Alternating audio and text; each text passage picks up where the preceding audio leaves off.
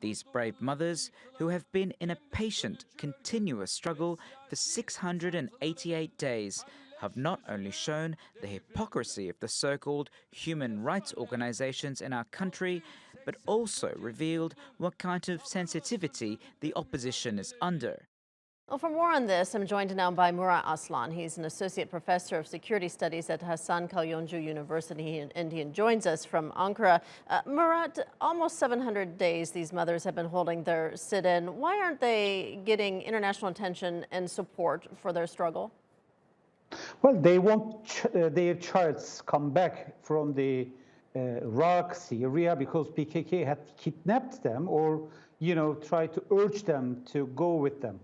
Rachel, I think there must be something done for this issue because they are really child militias.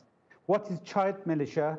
They are below 15 years old, not 18 years old, because non-state actors, according to the UN regulations and agreements, cannot forcefully conscript the childs under 15. These are the mothers and fathers of the childs who were under 15 years old when they were kidnapped. Yeah, and we heard from our reporter Obeidito in Diyarbakir earlier that one child as young as 9 even was kidnapped. It's just heartbreaking and horrific to hear about. These child soldiers have been, the use by the terrorist organization of these child soldiers has been well documented and criticized by international human rights organizations, including Human Rights Watch and Amnesty International. So again, I mean, why aren't we getting more international attention to this? Why aren't, governments speaking out against this and more international organizations trying to do something? There are several reasons for this. The first issue is the position of the PKK. PKK is a terrorist organization and not bound by the international law or regulations.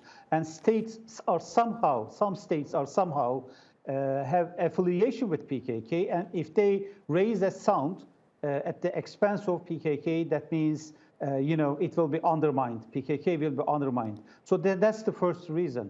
And the second reason is that I think there is a huge discrimination towards the state actors, non-state actors, terrorist organizations in the minds of the mainly Western countries. They perceive some of the organizations as freedom fighters and some of them as terrorists. So what is the line with this? And if the one that is favored commits a crime like this, they tolerate it, but keep calm. On the other hand, some of them are reacted harshly like Al-Qaeda or Daesh just because their perception, forces them to do something.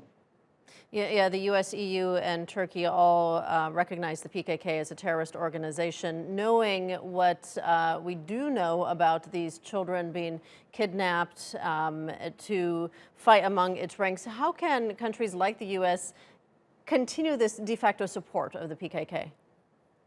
Well, the United States first should be consistent because some of the children who are kidnapped or forced to participate to PKK are, assigned or just located to Syria under PYD or YPG positions or cadres.